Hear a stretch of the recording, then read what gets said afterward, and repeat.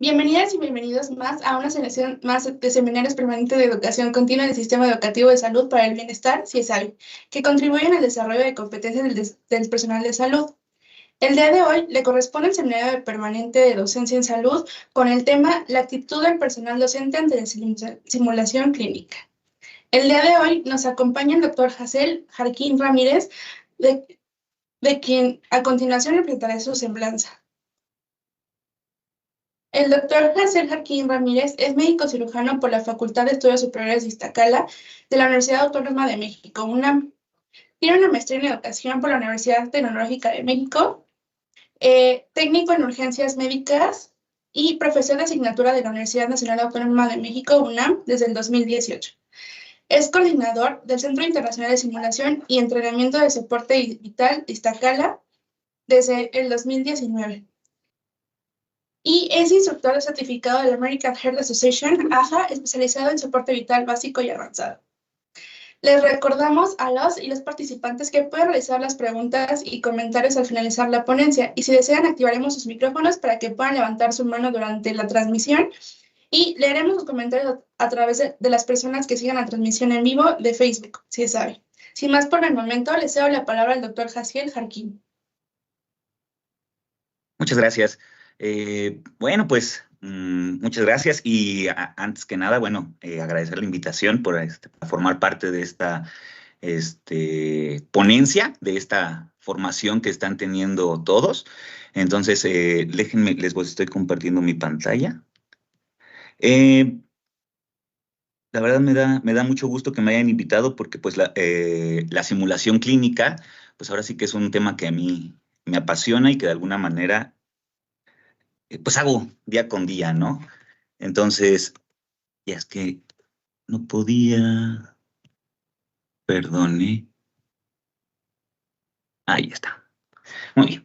Entonces, ya pude compartirles la presentación. Entonces, la verdad es que me agrada mucho el tema porque ahora sí que en lo que es la simulación clínica, pues la actitud es muy importante, ¿no? Entonces, es además difícil de abordar el tema de la actitud. Entonces, no sé qué tan familiarizados están con la simulación clínica, pero seguramente algo han de saber o han estado en contacto en algún momento con ella. Y si no es de una manera formal, por así decirlo, prácticamente en todo el sector salud, todas las prácticas en enfermería, en medicina, técnicos en urgencias médicas, asistentes médicos, todos hacemos en algún momento simulación clínica, aunque no lo hagamos de una manera formal, perdón. Entonces, vamos a empezar primero con una súper importante, el objetivo de esta sesión, ¿no? El objetivo va a ser fomentar una actitud abierta, reflexiva y comprometida hacia la simulación clínica, reconociéndola como una herramienta esencial para desarrollar habilidades críticas, promover la seguridad del paciente y facilitar un aprendizaje significativo. Objetivos secundarios, reconocer la importancia de la actitud del docente en el entorno de la simulación clínica, identificar conductas facilitadoras y limitantes en la enseñanza con la simulación y generar estrategias para mejorar la comunicación, empatía y retroalimentación durante el proceso. Entonces, de alguna manera, ese es nuestro objetivo, ¿no? Poder entender cómo afecta nuestra actitud en todo lo que es el aprendizaje por simulación clínica. Para poder abordar también el tema, pues tenemos que entender un poquito de qué emociones tengo cuando inicio o cuando hago una simulación clínica. Entonces, para poder abordarlo, bueno, así a grandes rasgos, ¿qué es la simulación clínica? Es una técnica o es una estrategia educativa que se basa en replicar ambientes del entorno real de la atención médica mediante experiencias guiadas. ¿Qué quiere decir esto? Que nosotros tenemos el control de un ambiente, intentamos replicar ya sea un paciente, dar una mala noticia, entre otras competencias que el personal clínico tiene tiene que desarrollar. Y nosotros utilizamos la simulación, por ejemplo, ya sea con un maniquí o con una actuación para que entonces pues no haya un paciente real que pueda serle dañado, ¿no? Y además las personas que puedan entrar dentro de esta simulación tengan la oportunidad de fallar sin ningún problema o sin ninguna consecuencia real. Entonces, y esos son los puntos que justamente nos menciona de la simulación clínica, que es reemplazar las experiencias reales para practicar, evaluar y mejorar las habilidades, conocimientos y actitudes de una forma segura y controlada. Nosotros tendremos el control de esos ambientes. Además, integrarla en prácticas rutinarias de la atención médica va a propiciar que la seguridad del paciente. Entonces, ese es el fundamento de la simulación clínica, la seguridad del paciente. Y además va a fomentar el aprendizaje significativo al propiciar que el alumno intervenga todo el tiempo de forma activa y esté desarrollando un pensamiento crítico y muchas veces también trabajo en equipo. Entonces son los elementos que vamos a poder desarrollar gracias a la simulación clínica. Evidentemente la simulación clínica es un tema mucho más grande. Esta diapositiva nada más es para que puedan introducirse si es que alguien no tiene tanto conocimiento de la simulación clínica, pero la intención es esa, ¿no? Obviamente es mucho más, pero nada más es esto. Ahora, ¿qué tipos de simulación tenemos? Pues resulta que depende de qué habilidades o competencias quiero desarrollar, van a ser los tipos de simulación que yo puedo utilizar. Y así en grandes rasgos, la simulación nos va a dividir en 3 grandes grupos estos tipos de simulación, que a lo mejor ya los conocen, que es una simulación de alta fidelidad, de baja fidelidad, y un paciente simulado o un paciente estandarizado, ¿no? Vamos a hablar un poquito, así muy a grandes rasgos, de cada uno de ellos para posterior ver cómo interviene mi actitud en cada uno de estos escenarios. Bueno, los escenarios de alta fidelidad generalmente utilizan maniquís o instrumentos que se asemejan mucho a la realidad. Son instrumentos o maniquís que prácticamente ya son robots que tienen la capacidad de hacerle todas las competencias. Interrogarlo, hablar con él, dirigir el interrogatorio, hacerle maniobras desde un manejo de la vía aérea, intubarlo, hacer maniobras más en lo que va a ser el tórax, como tomarle un electrocardiograma, a monitorización en tiempo real del paciente, tomarle la presión, tomarle muestras. Entonces, de alguna manera, son maniquís que son, pues, muy completos, ¿no? Ya prácticamente robots, ya nada más falta, y de hecho ahorita ya les están metiendo también inteligencia artificial, iba a decir que ya nada más falta que hablen y que lloren, pero ya, actualmente ya la simulación nos permite ver algunos maniquís que tienen la capacidad ya de llorar o de tener inteligencia artificial y entablar un diálogo directo con el personal, ¿no? El personal en entrenamiento. Entonces, estos serían los de alta fidelidad. Evidentemente, bueno, al ser un material tan sofisticado, pues el problema es lo caro, ¿no? Lo costoso que es tanto la obtención del material como el mantenimiento del mismo. Entonces, esa es, digamos, la dificultad. Y de hecho, cuando empieza lo que es la pandemia, en la simulación estos maniquís, un poco antes, 2 o 3 años antes de la pandemia, estos maniquís ya estaban recobrando mucho auge, ¿no? Sobre todo en las unidades de posgrado, en las escuelas de medicina, de manera internacional se estaban comprando mucho estos maniquís. Pues de alguna manera, pues es muy sofisticado y pues llama mucho la atención. Actualmente, y paso a la siguiente diapositiva, la tendencia ya va a disminuir esta práctica con modelos de alta fidelidad para pasarlo a un modelo de mediana o baja fidelidad. ¿Qué es esto? ¿Qué tipo de simulaciones de mediana y baja fidelidad? Es una simulación en la cual se usan maniquís ya no tan sofisticados, maniquís para habilidades específicas, como el que están viendo ahí en la pantalla, ¿no? En el cual es un maniquí para punciones, tanto sobre todo para vías parenterales, pero bueno, también nos va a servir para algunas otras maniobras que, bueno, podemos ver como una descompresión pleural. ¿Y de qué va esto? Pues solamente es un brazo en el cual el alumno, el practicante, va a poder pues puncionarlo, obtener muestras, colocar un catéter central quizás, hacer una venodisección y todo esto pues de manera segura, pero sin la necesidad de pues, que el maniquí pues, esté hablando, o esté llorando, o esté respirando y todo esto. ¿A qué quiere decir esto? Son para desarrollar habilidades específicas, ¿no? Muy, muy específicas, para que entonces el alumno pueda irlas desarrollando sin poner en riesgo pues un paciente real, ¿no? Que es normalmente como antes o como muchas veces aprendemos, ¿no? Que es con el paciente real, muchas veces la primera punción es con el paciente real.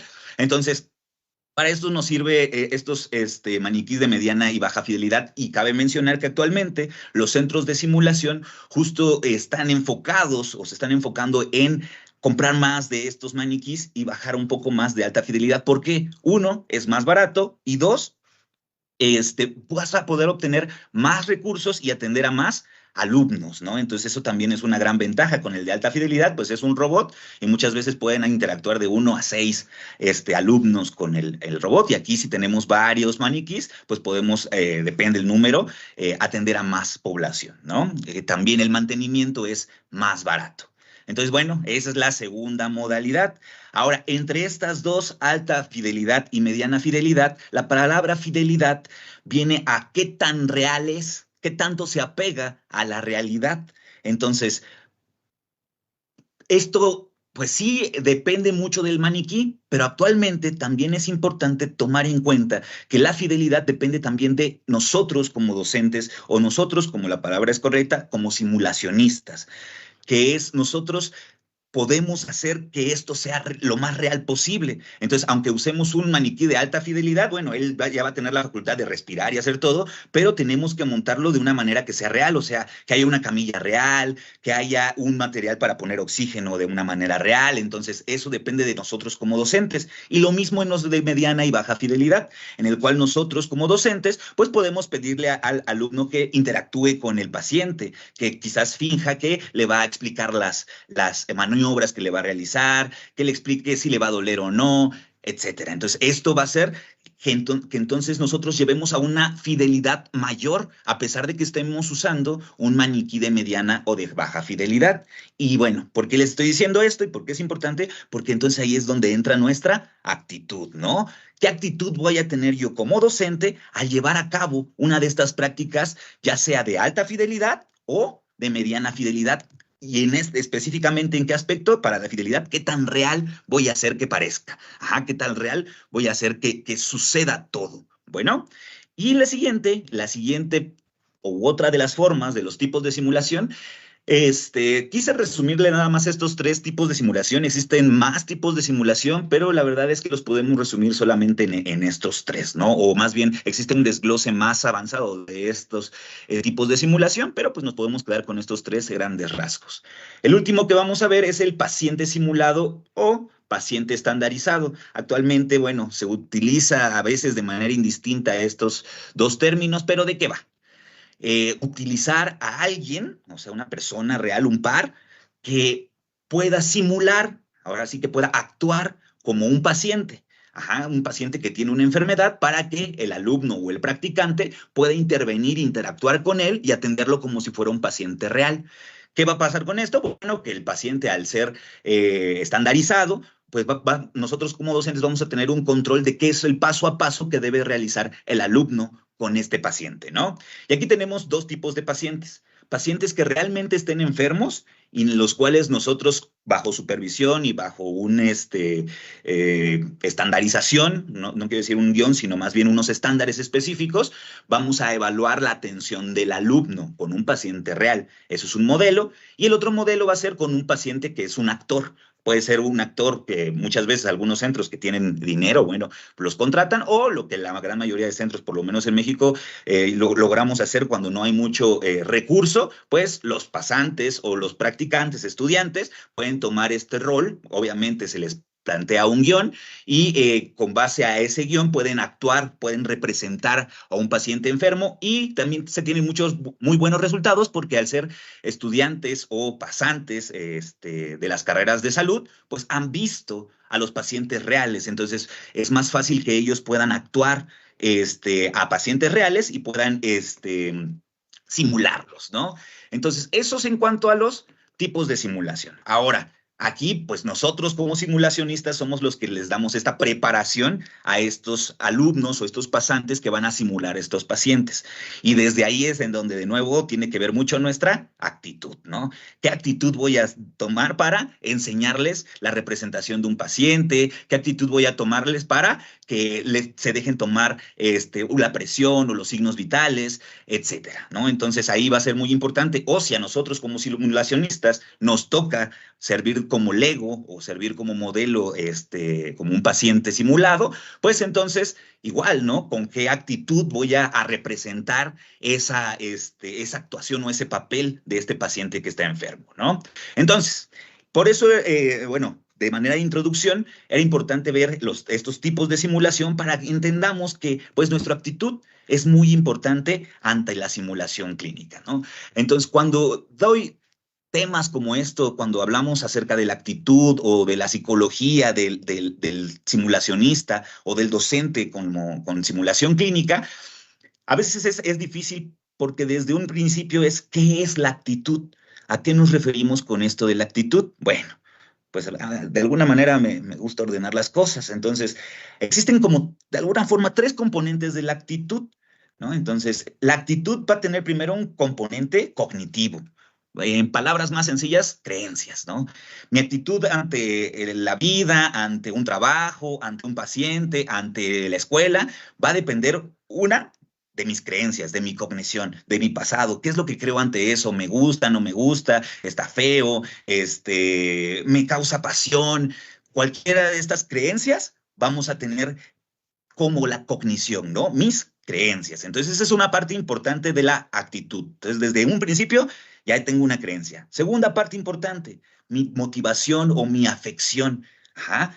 ¿Cómo está mi ánimo? Ajá. ¿Cómo es mi ánimo ante esa situación? ¿Y cómo está mi ánimo actual, no? Porque a veces llegamos a una actitud, puede ser que nos encanta nuestro trabajo, pero ya peleamos en casa o ya nos peleamos quizás en el tráfico y entonces ya llegamos con una motivación fea. Entonces esa es la parte afectiva. Entonces ya son 2 partes, mis creencias, que es lo cognitivo, y lo afectivo, ¿no? Mis emociones.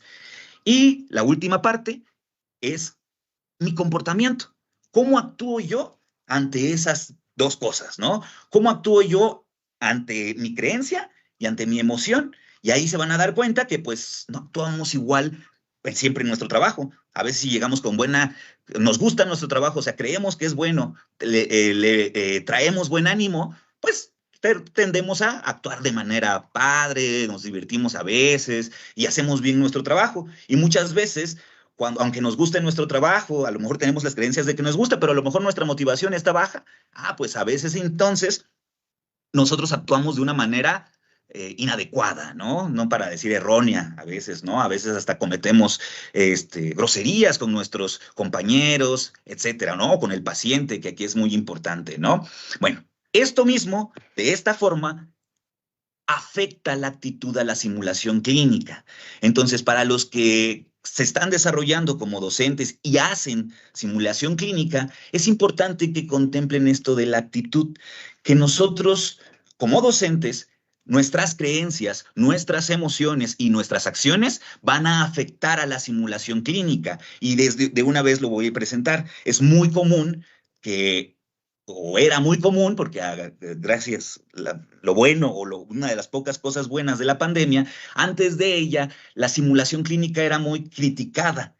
Existían muchas creencias de que no servía, de que solamente se aprende con el paciente real, de que a veces solamente es un juego. Así eran las creencias. Cuando viene la pandemia, pues nos damos cuenta de que no podemos tener contacto todo el tiempo con el paciente y empiezan entonces pues quitarse esos mitos o esas creencias, ¿no? Porque ya empezamos a verle utilidad. ¿Por qué? Porque lo tuvimos que utilizar, ¿no? Entonces ya actualmente ya existe pues un gusto por empezar a informarnos acerca de la simulación clínica, ya creemos que tiene utilidades, etcétera. Entonces esto es muy importante. Entonces, si desde un principio el docente no cree en la simulación clínica, pues probablemente todo lo que vaya a hacer de ahí en fuera pues va a ser pues sin ganas y va a repercutir en el aprendizaje del alumno o del practicante, ¿no? Igualmente, la motivación que tenemos nosotros como docentes, pues nosotros tenemos que procurar ir con ánimo, ir con una sonrisa. Y ahorita voy a explicar un poquito más por qué, ¿no? Y en qué puntos específicamente afecta esto de intentar estar sonriente con el alumno o no risueño, ¿no? Sino solamente evocar una pequeña sonrisa para que pues se sienta con empatía, ¿no?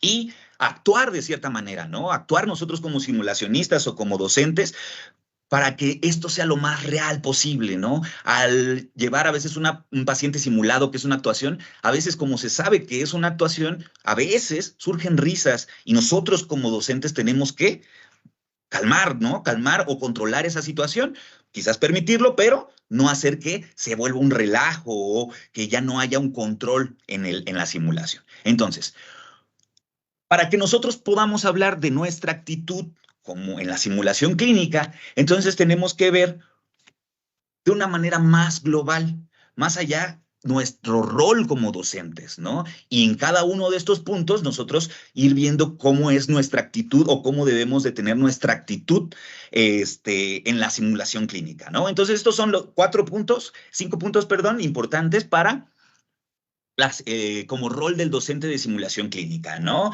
1, facilitador del aprendizaje. 2, guía y mediador. Tiene que ser un generador de un entorno seguro.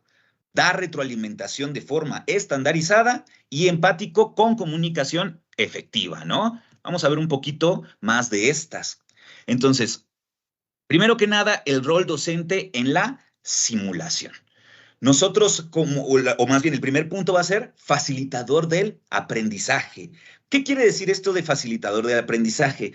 Es nosotros guiar, motivar y fomentar la reflexión activa priorizando el desarrollo integral del estudiante. No es solo ser un evaluador del aprendizaje que se enfoca en medir competencias y resultados, valorando el cumplimiento de estándares y objetivos establecidos.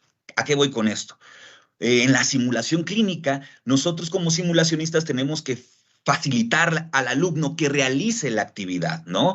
Ya sea incluso diciéndole, tú puedes, o sea, motivándolo, vas bien, tú sí sabes, atrévete, que no te preocupe fallar. Si nosotros motivamos esto al alumno, vamos a tener que, se le facilitará hacer la actividad. Y esto es importante que lo tengamos en cuenta. Para que nosotros llevemos una simulación clínica, nosotros tenemos que tener muy claro nuestro objetivo, ¿no?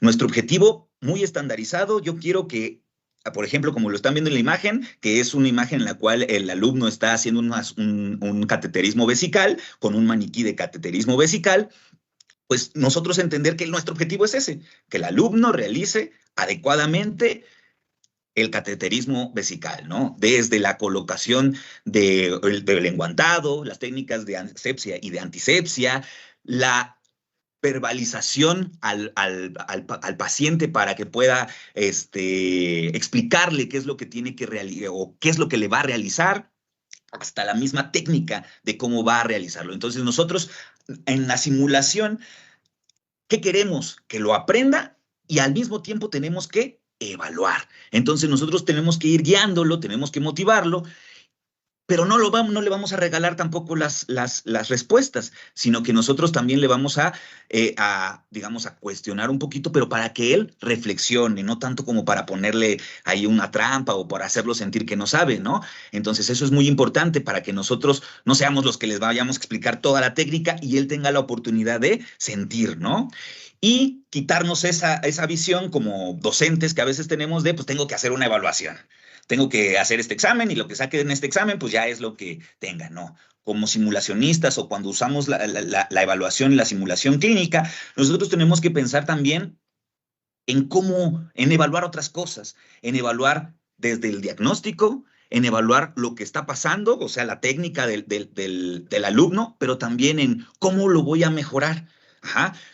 ¿Qué técnicas o qué palabras le voy a decir al alumno para que pueda mejorarlo en un segundo intento, en un tercer intento y también con el paciente real? Entonces, esto le llamamos que vamos a realizar una evaluación formativa. Ajá, vamos a explicar también al alumno cómo podemos mejorarlo. Y además de esa evaluación, tenemos que hacer una evaluación de nuestro trabajo.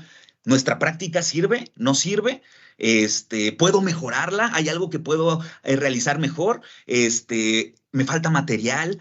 Etcétera, ¿no? Entonces, la evaluación como simulacionista y pensando en como facilitador del aprendizaje, nos lleva a todo esto, a dejar de ser únicamente sumativos y hacer una evaluación global de la actividad didáctica que estoy realizando, ¿no? Entonces, esa es nuestra primera,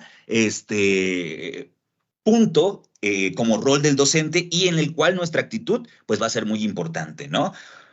Siguiente punto, va a ser como guía o como mediador.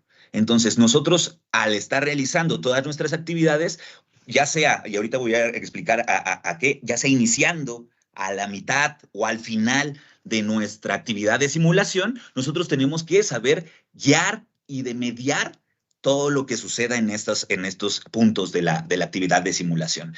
Todo el tiempo promoviendo lo que les platicaba en el punto anterior, reflexión y aprendizaje activo. O sea, nosotros no involucrarnos en, no, así no se hace, sino se hace así. No, sino permitirle al alumno que lo intente y que falle si es necesario. Y si falla, nosotros permitirlo y darle una retroalimentación, ¿no? Guiarlo, decirle, ok, mira, esto lo hiciste así como por ejemplo, lo están viendo en la imagen. En la imagen, lo que está pasando es una alumna está intentando o va a dar RCP. Y entonces nosotros como simulacionistas simplemente es adelante, ¿no? Con lo que ya sabes o con lo que aprendiste, hazlo. Lo permitimos y nosotros vamos anotando qué es lo que sucedió para que ya en una retroalimentación o terminando su simulación, permitamos que el alumno haga una reflexión de qué es lo que hizo, qué hizo bien, qué hizo mal y qué puede mejorar. Así fomentamos el aprendizaje activo, que sea un aprendizaje propio y un aprendizaje significativo, ¿vale? Entonces, ese aprendizaje va a ser orientado hacia que el alumno pueda desarrollar la competencia.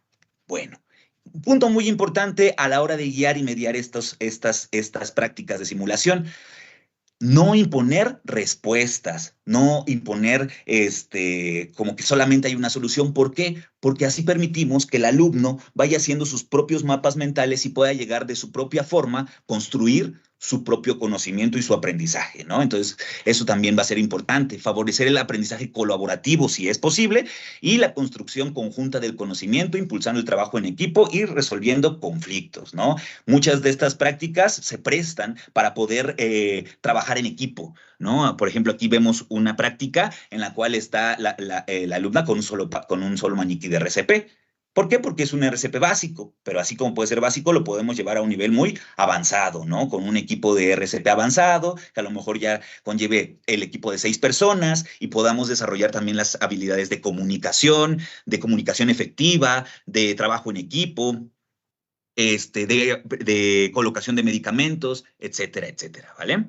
Entonces, esto es importante nosotros como guía y mediador. Entonces, nosotros tener una buena actitud para esto. Otro punto muy importante en el que nosotros como docentes tenemos que influir en la simulación clínica. Una de las directrices más importantes en la simulación clínica es generar un entorno de aprendizaje seguro, un entorno seguro, en el cual tanto el alumno esté seguro, bueno, primero el paciente esté seguro, para eso lo quitamos de la simulación a veces.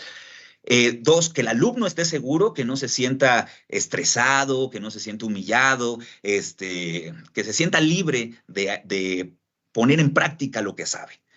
Y también seguro para nosotros como docentes. Ajá, también nosotros, al no agredir, al fomentar respeto al alumno, más bien fomentar el respeto al alumno, pues de igual manera se genera un respeto viceversa, ¿no? Y también fomentamos el respeto al paciente, ya sea simulado o un paciente real, y de nuevo se va a regresar este respeto hacia nosotros y eso va a también mantenernos en un ambiente seguro a nosotros, ¿no? Al no fallar, digamos, con un paciente real o mantener lejos de un paciente real, ¿vale? Esto es muy importante porque, a ver, denme un segundo.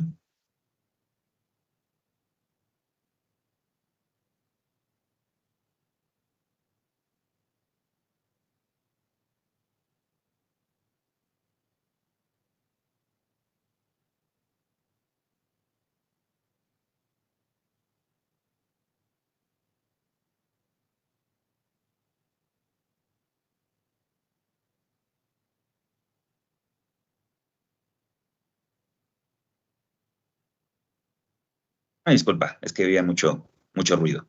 Entonces, hablando todavía del entorno seguro, nosotros tenemos que realizar un ambiente seguro y a veces, no parece que fuera necesario, pero lo tenemos que decir, así decirles al alumno. Chicos, están en un ambiente de aprendizaje seguro. Aquí puedes equivocarte, aquí atrévete a fallar, aquí atrévete a participar, aquí no vas a ser juzgado. Eso es muy importante porque eso nos permite a nosotros como docentes ver todo la actividad o cómo va a comportarse el alumno, todo desde un principio hasta un final, ¿no? Y ¿por qué es importante? Para que no esté inhibido y entonces nosotros podamos actuar de la manera más oportuna y más efectiva ante algún error o área de oportunidad que pudiera llegar a tener el alumno o el practicante, ¿no? Entonces, muy importante este ambiente seguro porque también va a fomentar que el alumno pueda reflexionar y pueda practicar con confianza todas las habilidades, ¿no? Otro punto muy importante como nosotros como docentes es retroalimentación. Pero esta retroalimentación no va a serla de una manera improvisada, ¿no? No es una retroalimentación en la cual nosotros digamos, esto yo creo que se hace bien y esto creo que se hace mal. No, tiene que ser una retroalimentación de forma estandarizada.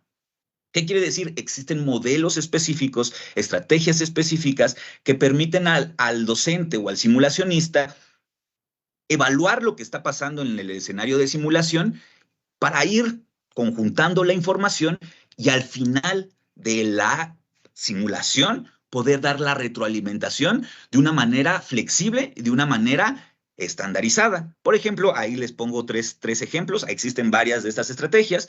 Por ejemplo, lo que es el EC, que es experiencia, emoción y cambio.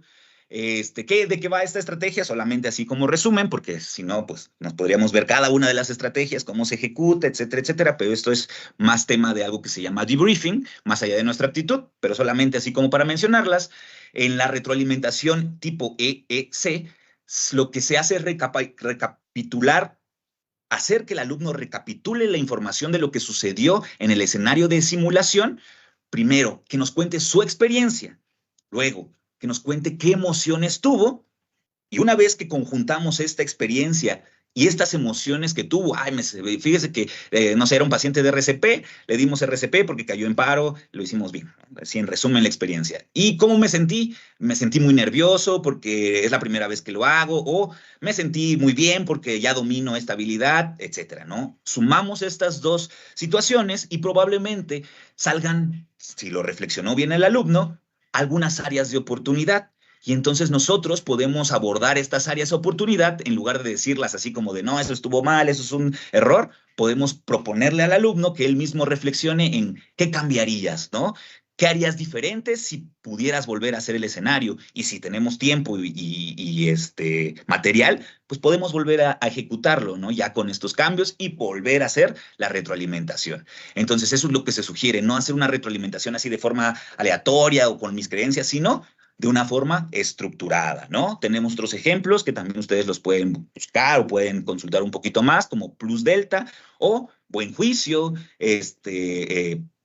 Platón, tenemos otros, tenemos varios de estos, pero todos se deben de enfocar, ya sea el que más les acomode en su área de trabajo, con el número de alumnos que tengan, el que más se adapte. Ustedes siempre se deben de centrar que esa retroalimentación, ese feedback, debe de estar enfocado en la mejora continua y que el alumno crezca, ¿no? Que desarrolle sus conocimientos, ¿no? No se trata de decirle, no, todo mal, todo tache, ¿no? Sino que crezca, que conozca más, ¿vale? Otro punto que es importante y es quizás en el punto o este punto lo tenemos que englobar en los demás puntos que acabamos de ver y nuestra actitud es vital para que esto suceda, ¿no? Que es tener empatía y establecer una comunicación efectiva. Como docentes en la simulación clínica, la empatía y la comunicación efectiva son indispensables para crear un ambiente seguro y respetuoso que favorezca el aprendizaje.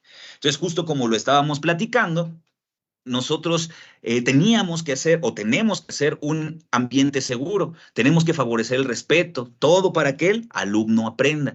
Y para esto, lo principal que tenemos que hacer, o dos puntos importantes, empatía y comunicación. En la empatía, es importante que nosotros nos pongamos en los zapatos de los alumnos, ¿no? Incluso cuando estamos, todos fuimos alumnos en algún momento, entonces también cabe regresarse un poquito a recordar cómo lo vivimos cuando nosotros aprendimos esta actividad de simulación, ¿no? Poner una sonda, dar RCP, entablar una conversación con un paciente, hacer una historia clínica. Cualquiera de estas habilidades requieren que nosotros nos pongamos en la situación del alumno que lo está aprendiendo para entender cómo está aprendiendo, porque nosotros a lo mejor con la experiencia ya lo hacemos de una forma pues más rápida, más eficaz, para nosotros más efectiva, por así decirlo, pero el alumno apenas está desarrollando todos sus esquemas mentales para poder llegar al aprendizaje. Entonces, el nosotros ponernos en sus zapatos es importante. ¿Cómo le hacemos? Muy importante la escucha activa, ¿no? Entonces, nosotros como simulacionistas, como docentes, tenemos que tener escucha activa, verlo a los ojos. Ajá, se dice por ahí que incluso podemos parafrasear algunas de las cosas que nos dice el alumno, ¿no? Repetir con otras palabras cómo lo está viendo para que el alumno se sienta comprendido, ¿no? Y no solamente se sienta, sino también nosotros hacer un esfuerzo por comprender cómo está aprendiendo el alumno. Y ahí sí, todos los que tienen actividad docente, pues saben que tenemos muchos tipos de alumnos, alumnos que aprenden muy rápido, alumnos que ya traen conocimientos, alumnos incluso que son expertos, o alumnos que se les dificulta mucho aprender, que se les dificulta leer, que son más cinéticos o que son más visuales, o todas estas cuestiones que se creen. Entonces nosotros tenemos que comprender esa situación, poner esa actitud de escucha activa para que nosotros podamos fomentar que el alumno aprenda más, ¿no?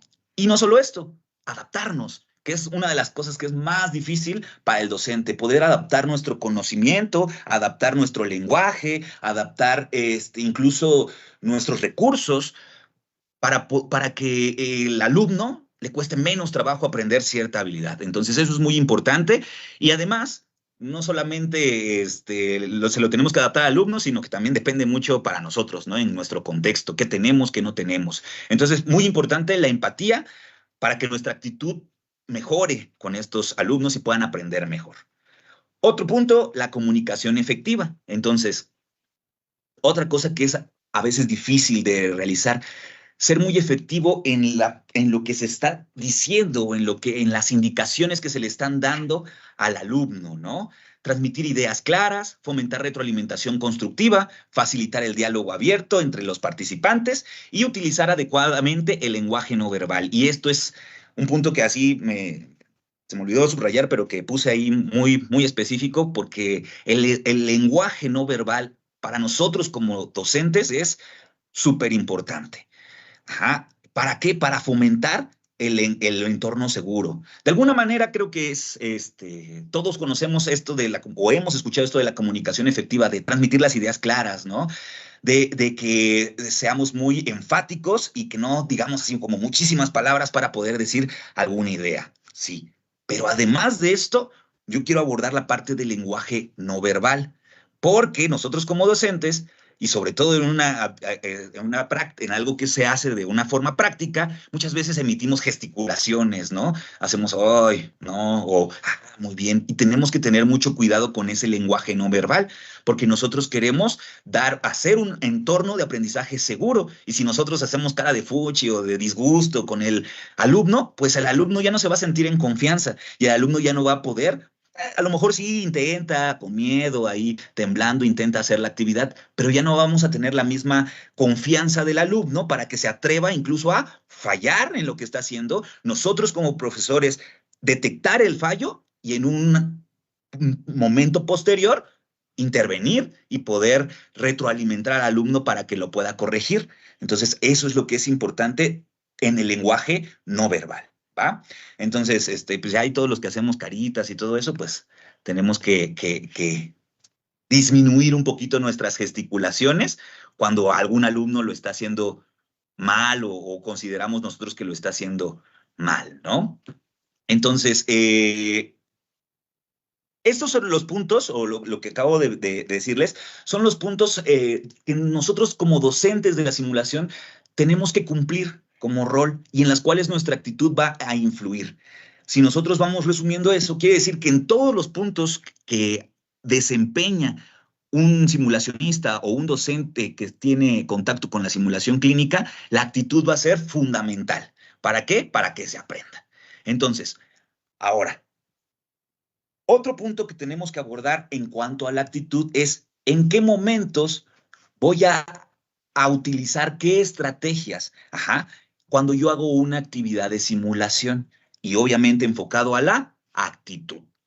Bueno, en general, nosotros tenemos las etapas de la simulación y ahí tenemos un cuadrito en el cual nosotros podemos ver que la simulación tiene diferentes etapas. Tomemos el centro, la actividad de simulación. Por ejemplo, si nosotros queremos enseñarle a un alumno que aprenda a dar RCP, es un ejemplo que creo que todos hemos visto, pues tenemos un maniquí de RCP, ¿no? Digamos que la actividad de simulación va a ser el hecho cuando el alumno le dé RCP al maniquí. Esa va a ser la actividad de simulación. Digamos, es el centro de nuestra actividad, hablando en etapas o en tiempos. Para que eso suceda, necesitamos una etapa previa y una etapa posterior a esa actividad de simulación. Y cada una de esas etapas tiene su nombre. Probablemente ya la han escuchado muchas veces, ¿no?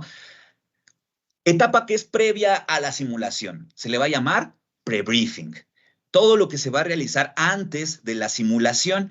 Aquí, como lo ven en el cuadro, bueno, tenemos ahí varias etapas. Podemos hablar del pre-briefing desde el hecho de que del material que le comparto al alumno, lo que va a estudiar, el temario que va a realizar, quizás algún video que le pueda mostrar con la técnica que tiene que realizar.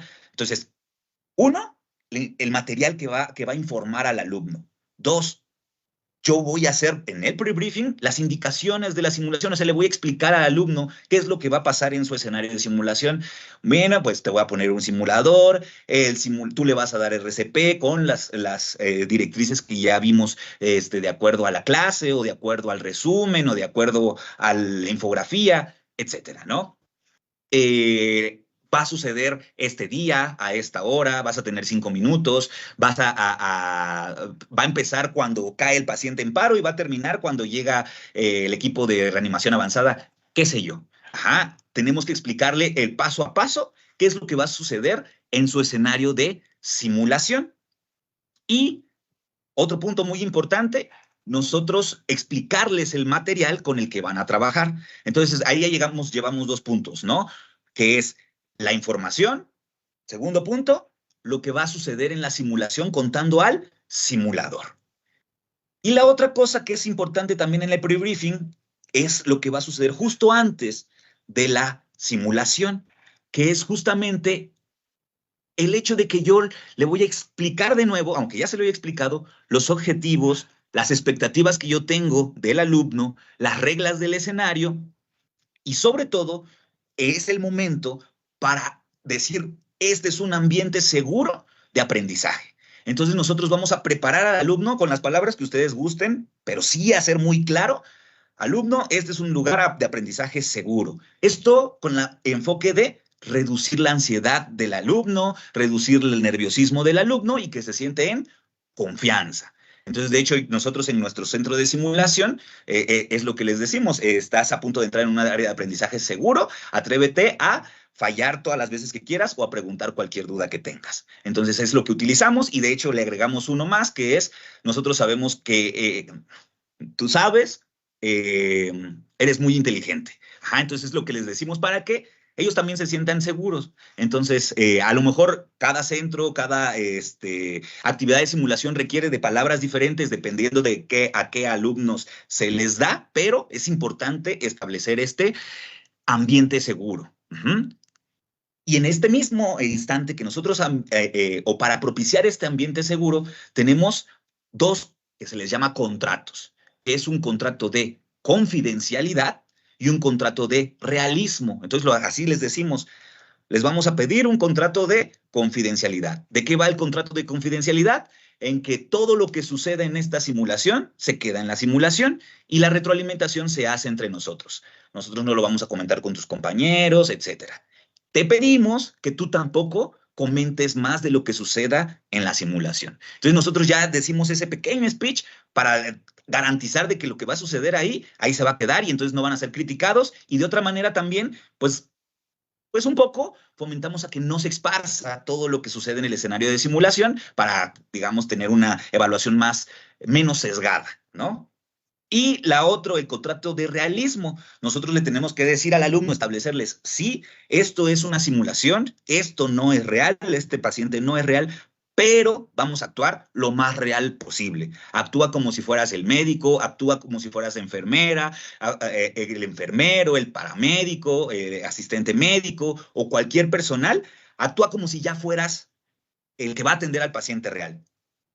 Y entonces eso también va a hacer que el alumno se involucre de una manera más real al escenario de simulación. Entonces, todos estos puntos son importantes que nosotros los establezcamos en el pre-briefing.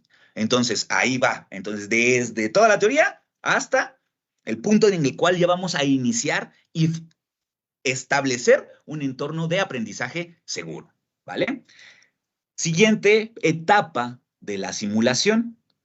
En la siguiente etapa vamos a tener la ejecución del escenario clínico, en donde nosotros vamos a intervenir muchísimo. ¿Cómo? Con nuestra actitud. Más que nada con nuestra actitud. ¿Por qué? Porque depende de cómo sean. Existen dos tipos o existen varios tipos de simulación, pero pueden ser de prácticas deliberadas o pueden ser de tipo ECOE, en el cual ¿cuál es la diferencia básica? En las prácticas deliberadas, nosotros le permitimos al alumno que haga la actividad y hacemos pequeñas pausas para intervenir y decirle, esto lo hiciste bien, o hacer la retroalimentación que ahorita voy a explicar. Y en las prácticas por tipo ECOE, lo que va a suceder va a ser, dejamos que el alumno realice toda la actividad de simulación y al finalizar hacemos una retroalimentación específica. Entonces, sea como sea, cuando realizamos la simulación, nosotros tenemos que tener cierta actitud. ¿Para qué? Para controlar el escenario. Entonces, nosotros, cuando está el escenario de simulación, somos los controladores, los que hacemos el ambiente, los que ejecutamos cómo va a ser el paciente, dónde está, hasta qué clima hay, si es que es necesario para la simulación, etcétera, ¿no? Nosotros le vamos a fomentar solamente eso, y ahí es en donde nosotros actuamos como facilitadores, ¿no? Entonces ahí es donde a lo mejor los alumnos nos pueden preguntar si es que tienen alguna duda, o si vemos que ya se trabó, ya no sabe qué realizar, les podemos aventar algo que se llama un salvavidas, en el cual quizás es una pregunta que puede hacer que se oriente hacia la estandarización de la técnica que tiene que realizar, etcétera, ¿no? Entonces, aquí es muy importante nuestra actitud. ¿Por qué? Porque nosotros tenemos que estar observando todo el tiempo, y a veces es lo que es difícil en la simulación, que tenemos que estar observando cada movimiento del alumno, cómo le habla al paciente, si son compresiones, que ejecute bien la técnica, cómo corregir si ya se equivocó. Entonces, para eso necesitamos mucha atención, ¿no? Y actitud positiva. ¿Por qué? Porque es cansado. Es muy cansado estar viendo un alumno, otros alumnos, 10 alumnos, y a veces cuando ya son exámenes o se utiliza por alguna otra cosa la simulación, pues pueden ser hasta 100 alumnos, y nosotros tenemos que mantener esa actitud positiva y reflexiva todo el tiempo para poder cumplir con nuestra meta, ya sea de enseñanza o evaluativa. Entonces, muy importante nuestra actitud en la etapa de la simulación como tal. Ya lo había comentado, pero evitar también, pues, regalarle todo el caso al paciente, al alumno, perdón. A veces, que es lo que dicen que son los simulacionistas barco, ¿no? Eso también lo tenemos que evitar porque tampoco fomentamos que aprenda el alumno. Muy bien. Última etapa o tercera etapa de la simulación, ay, ya me la pasé, va a ser el debriefing, que a lo mejor es el que más famoso se ha hecho, pero son etapas importantes las tres. El debriefing va a ser lo que sucede posterior al escenario de simulación. Es una etapa en la cual se centra en el análisis del desempeño del escenario. Se utiliza para identificar las fortalezas, las áreas de mejora o de oportunidad y consolidar el aprendizaje mediante retroalimentación estructurada. Se basa en la observación objetiva y fomenta la autorreflexión, y además es empática. Entonces, actualmente es lo que se sugiere en cuanto a lo que es el debriefing. ¿Qué es el debriefing? Una retroalimentación, pero posterior al escenario. Y entonces aquí es en donde entran estas estrategias para realizar debriefing, en el cual nosotros vamos a analizar lo que sucedió en conjunto con el alumno. Ajá, no nosotros solitos y nosotros vamos a decirle al alumno, no, pues lo hiciste bien, lo hiciste mal deberías cambiar esto y deberías... No, porque nosotros no somos el protagonista, si nosotros somos facilitadores. Lo que le vamos a propiciar al alumno es que él sea el que hable, que él sea el que reflexione en los aspectos que a continuación les voy a decir. Como les decía, hay varias estrategias, pero se tienen que enfocar en, uno, establecer qué es lo que sucedió, o sea, la experiencia. Ajá. Platícame, así le preguntamos al alumno, platícame qué sucedió. Y así con las palabras dejemos que el alumno hable y que nos diga, no, pues regresando al caso de paro cardíaco o de paciente en paro cardíaco, que diga de práctica de RCP con maniquí en paro cardíaco, a lo mejor nos dice, no, pues se me puso un paciente, estaba tirado en el suelo, le abrí la playera, o sea, puede ser que sea un lenguaje muy coloquial, ajá, incluso que esté hasta nervioso quizás el alumno. Entonces, todo eso nosotros lo vamos evaluando y no necesariamente vamos a decirle, ay, eso está bien, eso está mal, eso está bien, eso está mal. No, primero fomentamos que él solito diga, o el equipo, si es que es un equipo, diga qué es lo que pasó. También, el otro punto, tenemos que decir qué emociones sintieron. Entonces, ya tenemos una segunda evaluación. Me sentí nervioso, me sentí identificado. Luego es algo que a veces llega a suceder, que se identificaron porque a lo mejor el paciente se parecía a un familiar o ellos vivieron algo similar. Entonces, me sentí identificado. Incluso, a veces aquí es donde los alumnos puede ser que a veces lloran, entran en ansiedad, y todo eso nosotros lo tenemos que evaluar, y no les estoy diciendo hay que fomentarlo, sino que si está sucediendo, nosotros tenemos que evaluar para que nosotros podamos intervenir o dar algún consejo, etcétera, y que no suceda esto pues ya con un paciente real, ¿no? Que también a muchos nos ha sucedido, ¿no? Que nos identificamos con algo ya con el paciente real, y es mejor tener muy claras nuestras emociones, y para eso también nos sirven estos escenarios. Entonces van dos elementos que voy a evaluar en este debriefing: experiencia, qué sucedió, y segunda cosa, qué sentiste, tus emociones. Ajá. Y ahora sí, una vez que nosotros hacemos esto, que ya tenemos los dos elementos, vamos a hacer un análisis, en el cual ahora sí le podemos preguntar al alumno, él, no nosotros le vamos a decir, eso estuvo bien, sino él, qué cree que se hizo bien y qué cree que se hizo mal. Uno por uno, ¿no? Tú dime qué crees que se hizo bien. Ajá. Y oye, ¿tienes algún área de oportunidad, algo que te gustaría mejorar? Así podemos preguntar, sin decirle directamente, oye, ¿qué se hizo mal? Podemos preguntarle, si pudieras cambiar algo, ¿qué cambiarías? ¿No? Y entonces así fomentamos que el alumno realmente haga una autorreflexión. Y nosotros ahí vamos evaluando si sí se cumplieron los objetivos del aprendizaje. Y si no es así, con base a los objetivos, le decimos, fíjate que sí, bien, eso sí es lo que pasó, la experiencia, lo que viviste sí fue un paciente en paro, se le dio RCP, sí, las emociones ya las evaluamos, pero ya lo que aquí es importante si es que, por ejemplo, no activó un sistema de emergencia, ¿no? O no checó el pulso del paciente al inicio. Ahí es donde nosotros, así como formalmente, le podemos, si él no lo percibió, le podemos decir, mire, faltó esta parte, ¿no? Según el objetivo, tenías que haber checado el pulso y eso no sucedió, y ya, ¿no? Entonces, ahí nosotros también volverle a preguntar qué es lo que harían para fomentar que lo haga diferente, ¿no? O ver si el alumno dice que va a hacer esa parte de una manera diferente, ¿no? Entonces, se dice, o muchos simulacionistas ya de años dicen que el debriefing es el pilar de la simulación. O sea, que todo lo que suceda en el escenario se va a consolidar en el debriefing, porque una vez que fomentemos que nos exprese lo sucedido, sus emociones, y qué cambiaría, también el alumno pues se va a quedar con muchas dudas, y entonces va a quedarse expectante y autorreflexivo, esperando que pues vaya a los libros o que vaya o nos pregunte directamente cómo mejoro esta parte, qué estudio, me falta hacer esto, esto pensaba que lo estaba haciendo bien, pero realmente lo estoy haciendo mal. Y eso es muy importante porque a veces eso solamente uno, o sea, el alumno, lo puede cambiar, ¿no? O con base a la autorreflexión es como se va a cambiar ese aprendizaje. Entonces, a veces es en donde nuestra actitud es más difícil de controlar. Ajá, ¿por qué? Porque no sabemos cómo va a resultar el escenario. A veces es muy favorable y a veces es muy desastroso. Y nosotros tenemos que tener buena actitud para poder llevar a cabo esta retroalimentación, ¿no? Incluso si fue un caos y lo hicieron todo mal y estuvo todo terrible, pues no me voy a enojar y voy a decir, ay, no, todo estuvo terrible, no. Ver cómo le hago para que ellos se den cuenta que lo hicieron mal, ellos se digan en sus emociones que a lo mejor se sintieron en caos y que ellos mismos fomenten qué van a hacer diferente, ¿vale? Entonces, eso es en cuanto a las cosas que serían bueno hacer en nuestra actitud.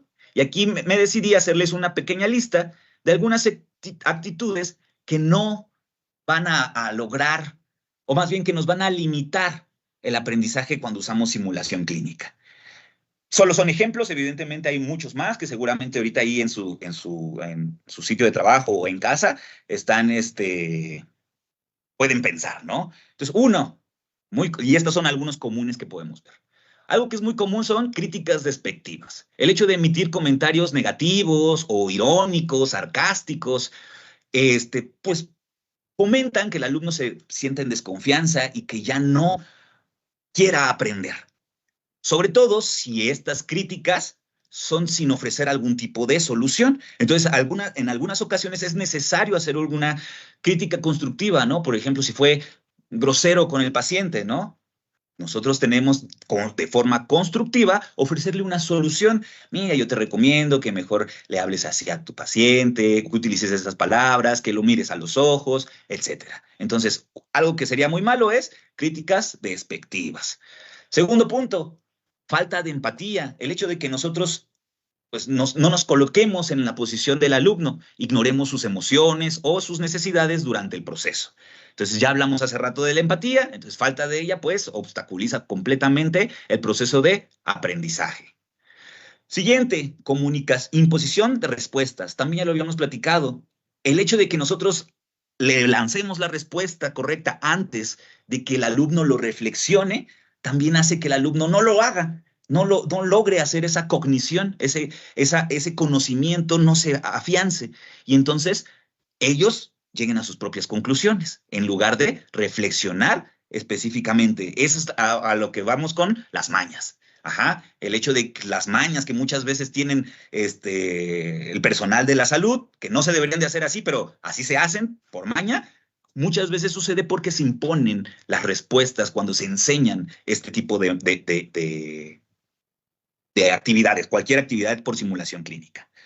Siguiente, comunicación deficiente. Explicar de manera confusa o no escuchar de manera activa a los alumnos también va a hacer que no puedan entenderlo y pues de nuevo limitará nuestro aprendizaje en la simulación clínica. Falta de preparación, el hecho de no estructurar adecuadamente el escenario, de estar improvisando un escenario o de no tener claros los objetivos de aprendizaje van a hacer que se pierda el objetivo, se pierda la capacidad de aprendizaje del alumno. Entonces, muy importante esta falta de preparación.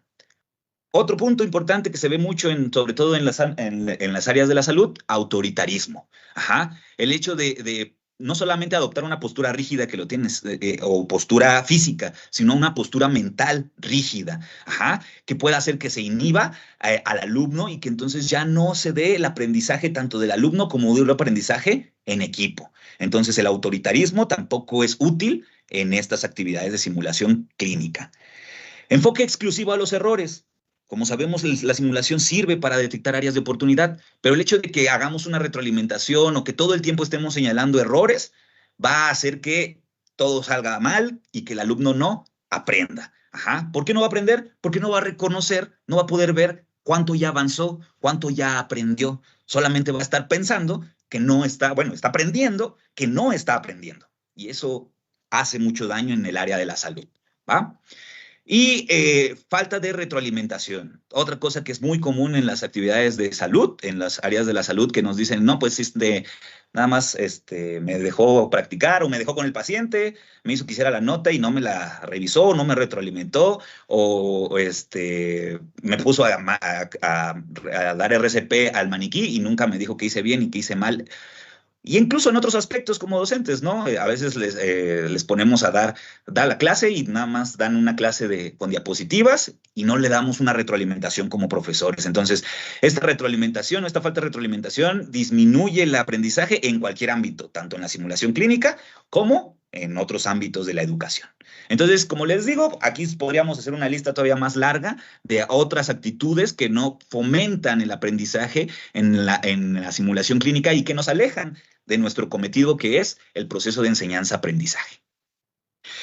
Bueno, antes de terminar, me gustaría compartirles, por lo menos, bueno, si vieron, ahí estaban las bibliografías, y si no, de todas maneras, este código de ética es un manual que genera la SSH, que es la sociedad que se encarga justamente de la simulación clínica, y se encargaron de elaborar un código de ética para la simulación. Ajá, sí está enfocado más para la simulación clínica, para los simulacionistas, o sea, los que nos dedicamos directamente para esto, pero es importante que ustedes también lo revisen. Es muy cortito, es casi un folleto en el cual pues nos dan las directrices que marcan la ética en la simulación, que prácticamente, así como introducción para invitarlos a que lo revisen, pues se torna en 6 valores, que es la integridad, la transparencia, respeto mutuo, profesionalismo, responsabilidad y orientación hacia los resultados. Son los valores que recomienda la SSH en su código de ética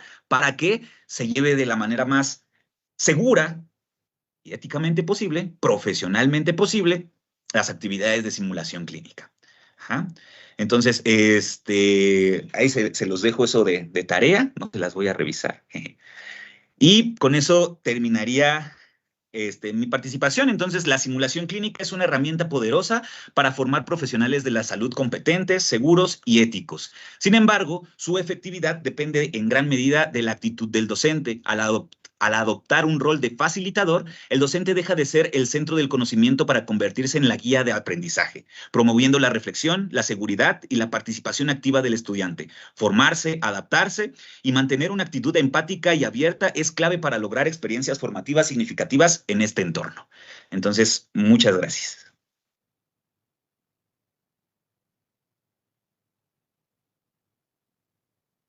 Si yo abro para las preguntas. Sí, muchísimas gracias, doctor. Justamente le acabo de mandar mensaje. Recordemos a los participantes que pueden realizar sus preguntas y comentarios. Y bueno, sí tenemos algunas preguntas, unos comentarios de mi segundito. Y bueno, primero vamos a ver sus saludos, que es saludos desde Colima, saludos desde Michoacán, Apatzingán, saludos desde Mexicali, saludos desde Hermosillo, Sonora, Tabasco, y excelente ponencia de autoridades por contagiarnos esta energía y buena gestión durante la simulación clínica. Excelente ponencia, muy buen tema. Saludos de Zacatecas, Xochimilco, Chihuahua y Chiapas. Bueno, de toda la República, doctor, que lo están viendo. Y bueno, sí tenemos algunas preguntitas. Adelante. Sería, ¿cuáles son los factores más comunes que influyen en la actitud positiva o negativa del docente hacia la simulación clínica? Híjole, buenísima pregunta. Son muchísimos los factores que influyen, pero se dice en la educación que los factores se van a dividir en intrínsecos y extrínsecos. ¿Qué quiere decir eso? Que mucho tiene que ver y tu propia motivación. Entonces, tú como docente, el hecho de que pues no te guste ser docente es lo más frecuente. O sea, resolviendo directamente la pregunta. Por decirlo intrínseco. Y la parte extrínseca, que es la parte más modificable, por así decirlo, pues son generalmente los alumnos. El hecho de que el alumno propicie que quiere aprender, que está estudiando, es lo que generalmente hace que el profesor tenga una buena actitud. Es muy frecuente y viceversa. ¿Qué va a pasar si el alumno, y si aquí son docentes, no me van a dejar mentir, cuando mi grupo, por más que yo me estoy parando de cabeza y estoy intentando hacer malabares, cuando mi grupo no participa, no estudió, empieza a fallar, pues por más que yo quiera tener buena actitud, pues no se puede, ¿no? Y estoy hablando de 2 puntos que son específicamente en la docencia, ¿no? Son factores intrínsecos y extrínsecos en la docencia, pero a esto agreguémosle los problemas personales. Así de sencillo. Los problemas personales son otro factor que cambien nuestra actitud radical. Podemos ser el profesor con mejor actitud, con un mejor grupo, pero si ese día chocamos, se nos poncha una llanta, hasta pisamos una popó de perro, pues es posible que tengamos o lleguemos con mala actitud. Ahí es en donde nosotros tenemos que ponernos el chip y de manera voluntaria decir, voy a llegar con buena actitud, aunque me esté llevando todo. Ajá, entonces, esa sería como una manera general de responder la pregunta, porque pues hay muchísimos factores. Claro, y como usted dice, creo que siempre en cualquier práctica, e inclusive en la práctica clínica diaria, es importante dejar afuera nuestros problemas, ponernos la bata y comenzar nuestro turno como debe ser, ¿no? Para atención de todos nuestros pacientes. Así es. Bueno, dice, la simulación clínica para los médicos en servicio sigue siendo muy importante. ¿Dónde recomendaría usted tomar un curso de ATLS, RENEO, BLS, ACLS y urgencias obstétricas? Muy bien, pues ya me tocó hacer nuestra promoción también.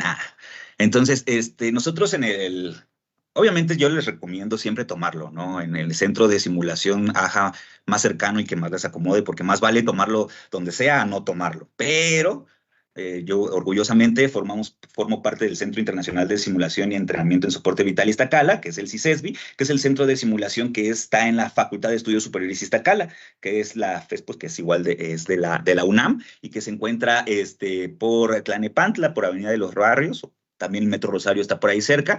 Y también tenemos nuestra página de Facebook, desde el CISESBI, en donde nosotros damos curso BLS,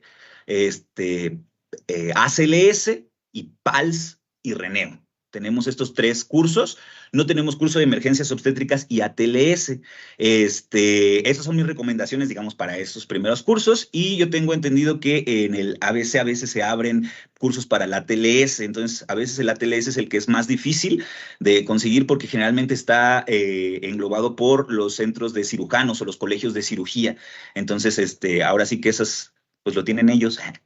Entonces hay que organizarse con ellos porque por eso no lo damos. De hecho, ya en un futuro próximo, ahí como adelanto, es posible que ya podamos empezar a dar este tipo de cursos, pero por lo menos hay que esperar la actualización que justamente es 2025 para ver qué nos dice la AJA y qué nos dicen los otros centros de simulación para poder darle el curso.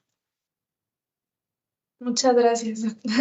Lo dice la doctora Claudia Natali. ¿Cuáles son los desafíos que se han encontrado en la implementación de ese tipo de educación en salud? Los desafíos son múltiples, pero me gustaría hablar quizás de uno que es vital, que es infraestructura, dinero y mantenimiento. Es una cuestión bastante difícil, porque al final de cuentas, si ustedes llegan a consultar la parte del código de ética, van a ver que una parte importante es mitigar todos los daños a todos. O sea, evitarnos punciones entre pares, evitar incluso ponerse sondas entre nosotros, evitar todo esto, tanto animales como cualquier ser vivo. Entonces eso hace que tengamos que comprar un maniquí para todo. Y eso es caro. Entonces, al final de cuentas, los maniquís por ejemplo, los maniquís de alta fidelidad de los que les hablaba en la ponencia, están actualmente es un rango grande, pero están entre 2 a 3 millones de pesos. Un solo pues, Android robot de estos, de alta fidelidad, y los maniquís de baja fidelidad, de mediana fidelidad, pues depende mucho de qué tan sofisticado están, pero están alrededor de 15,000 pesos, los muy básicos, hasta 350,000, que es el que ahorita se me ocurre, que es uno que nada más es una pelvis para parto. Entonces, eso más el mantenimiento, porque son pieles que se parecen o intentan simular a la realidad, y entonces pues se van dañando poco a poco, entonces hay que tener los cuidados, hay que cambiarles las pieles. Entonces, ese es un punto en el cual, pues sí, es difícil. Nos tenemos que adaptar, ahí andamos como en el hospital, poniéndole cinta MIP a todos lados, o sea, la verdad es que no nos queda de otra. Entonces, uno, lo monetario, y yo creo que el otro, la renuencia a veces por los otros profesionales de la salud para hacer actividades de simulación. Si se dieron cuenta, durante la ponencia hablaba de que hay que tener una actitud de que sí sirve, y actualmente todavía existe mucho personal de la salud que cree que no sirve, y aún así da la simulación. Por eso quise abarcar ese punto. Entonces, el problema a veces pasa que algunos, afortunadamente en la escuela en donde estoy, en la actualidad ya les entró claro o ya tienen muy claro que la simulación es vital. Pero a lo largo de los años, pues es lo que nos costó trabajo en algún momento. No nos querían meter, digamos, a los programas curriculares, no había apoyo, entonces menos había dinero, y aparte hasta hablaban mal de nosotros, ¿no? Eso no sirve, eso nada más es juego. Entonces esos son dos puntos que me gustaría que vieran o mencionar como dificultades en el campo de la simulación. Muchas gracias, Doc. Y bueno, dice, ¿se puede llamar educación en simulación si se improvisa el escenario y el equipo de enseñanza? Creo que sí entendí la pregunta. Entonces, Sí.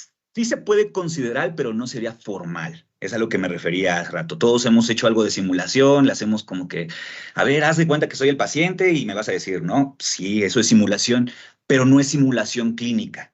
Y si se dieron cuenta, uno de los puntos más importantes que abordé en la clase es para que sea formal, tenemos que estandarizar las cosas y tenemos que dirigir cada acción que realizamos hacia un objetivo, hacia un objetivo. Si es así, entonces ya es una simulación clínica formal. Pero sería erróneo que yo dijera que si ustedes no lo hacen formal, no es simulación, solamente no es simulación clínica formal. Entonces, nada más para que lo tengan en cuenta. Ok, tenemos otra pregunta, esta es un poco más larga Ujú. y tiene que ver con este mismo tema que acabo de abordar. Dice, el uso de simuladores caseros para recrear intervenciones quirúrgicas para la enseñanza en un pregrado puede ser validada por el OSATS. ¿Alguna consideración de este contexto? En nuestra universidad buscamos hacer simuladores del AP y anastomosis intestinal y traqueostomía. No, perfecto, ¿no? Esto, de hecho, tiene, les decía, hay muchas ramas de la simulación y esto se llama simulación de bajo costo.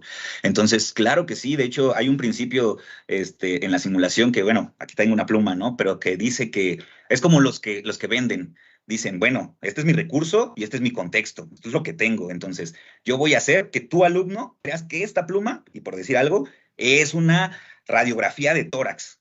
Y yo sé que pues no lo es, ¿no? Pero por lo tanto, le tengo que explicar que la vemos así, que la vemos acá, que tiene una proyección tal, que entonces eso va a hacer que nosotros le vendamos, por así decirlo, al alumno lo que es. ¿A qué voy con esto? A que claro que podemos adaptar todos nuestros medios para que se dé una simulación.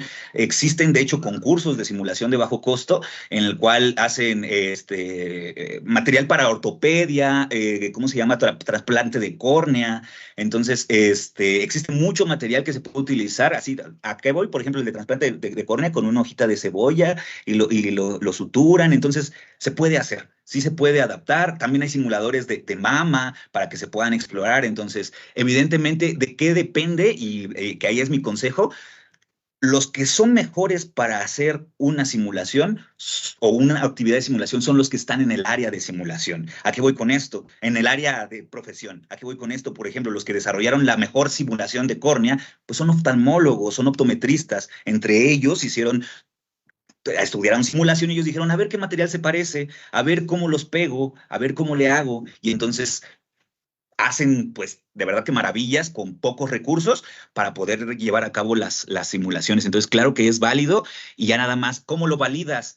Porque ahí preguntaban cómo lo validas con evaluación,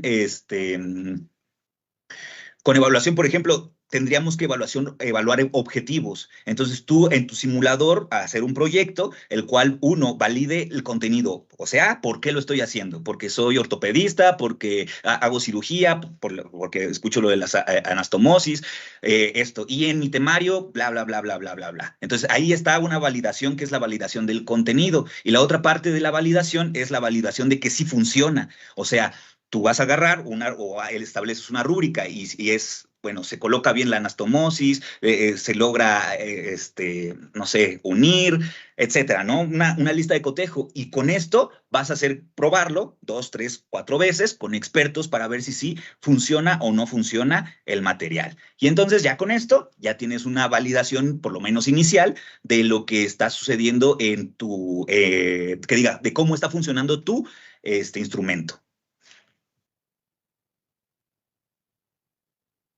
Perfecto, muchísimas gracias, Doc. Y bueno, dice, ¿se han identificado diferencias por género en los resultados del aprendizaje por simulación? Perdón, se me cortó un poquito. ¿Podría repetir? Sí, y soy la doctora Mónica Ríos. ¿Ha identificado diferencias de género, por género en los resultados de aprendizaje por simulación?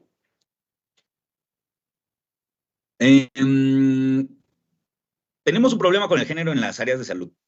¿Cuál es el problema real? Que la gran mayoría son mujeres. Entonces, si hablamos de una muestra representativa, pues sí, sí influye. ¿Por qué? Porque la gran mayoría son mujeres en estas áreas de la salud.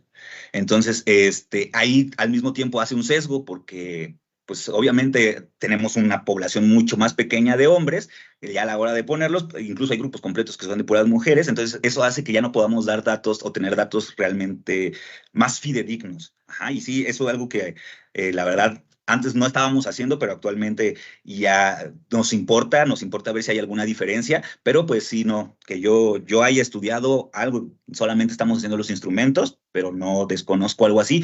Y si la otra parte que también se estudia es abordar acerca de los simuladores. Ahí sí se ve que existen algunas cuestiones de género y por lo tanto actualmente se están haciendo más simuladores que amplíen el género, ajá, que amplíen tanto el género como edades, razas, o sea, hacer mucho más inclusivos a los maniquís. Entonces, no sé, a cualquiera de las dos partes, para allá iría la simulación. Muchas gracias, Doc. Y bueno, dice, ¿de qué manera influye el contexto organizacional y la cultura educativa de la institución en en la actitud del docente hacia la simulación?